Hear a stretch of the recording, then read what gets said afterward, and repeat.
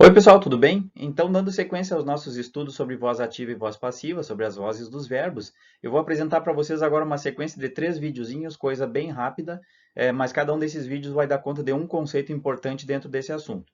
Tá bem? Nós vamos começar nesse primeiro vídeo tratando do seguinte assunto, né? A escolha entre a voz ativa e voz passiva. Quando é que eu uso uma e quando é que eu uso outra, tá bem?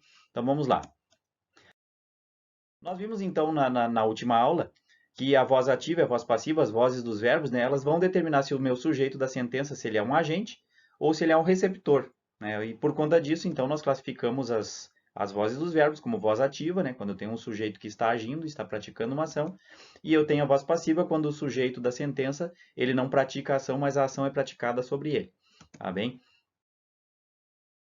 Aí fica a pergunta, né? Como é que eu vou saber qual dessas duas eu devo usar? Por que que eu uso uma, por que que eu uso outra? Em que situação que eu uso uma, em que situação que eu uso a outra? Então vamos lá.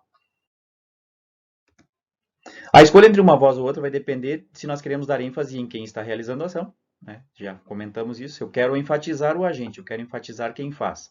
Ou se eu quero enfatizar o que foi feito, ou a ação praticamente dita. Então a grande diferença é isso. Eu quero falar o que foi feito, eu quero colocar o foco na ação, em quem recebeu a ação, voz passiva. Se eu quero enfatizar quem está fazendo, colocar em destaque quem está fazendo, vai ser o agente que vai ficar em destaque na posição do sujeito.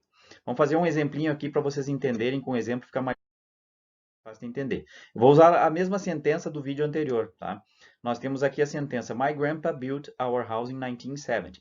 Então eu tenho aqui um sujeito, que é o meu avô, e esse meu sujeito ele é agente, é ele que está construindo. A ação aqui é construir e o meu avô construiu a nossa casa. Então, possivelmente nessa conversa em que essa frase foi inserida, eu estou falando a respeito do meu avô. Meu avô era um cara muito bacana, meu avô tinha muitas habilidades, inclusive meu avô construiu a nossa casa. Então, o foco dessa conversa, a ênfase está sendo dada para ele. Então, ele é o agente e o assunto principal é o meu avô. Então, temos a voz ativa.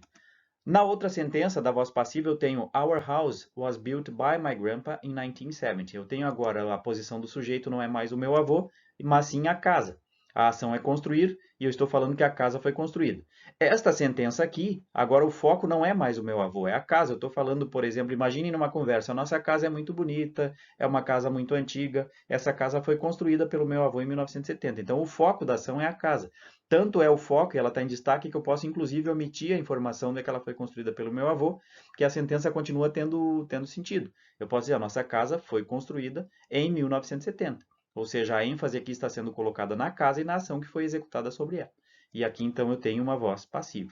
Tá? Então essa é a principal diferença entre uma e outra, né? Quando é que tudo depende de quem eu quero enfatizar, quem eu quero, para quem eu quero dar destaque, em que parte eu quero dar destaque na minha sentença. Tá? Então, para concluir, a voz ativa vai colocar a ênfase em quem está fazendo. Eu quero enfatizar o agente. Lembrem do caso do meu avô ali, a conversa era sobre o meu avô. Ele vai na posição e a sentença fica na forma ativa. Ou se eu quero colocar a ênfase no que foi feito e quem que sofreu essa ação, principalmente no que foi feito, tá?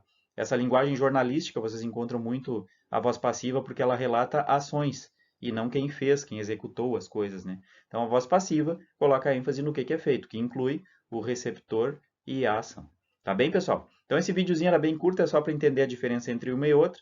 Vocês podem assistir quantas vezes quiser, depois com os exercícios e o formulário que eu vou propor, vocês vão precisar entender esse conceito aqui para diferir uma.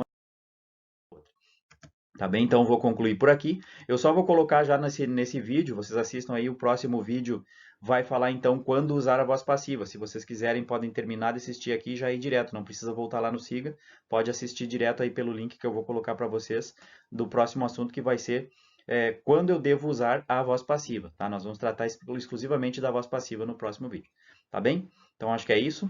Tchau, tchau.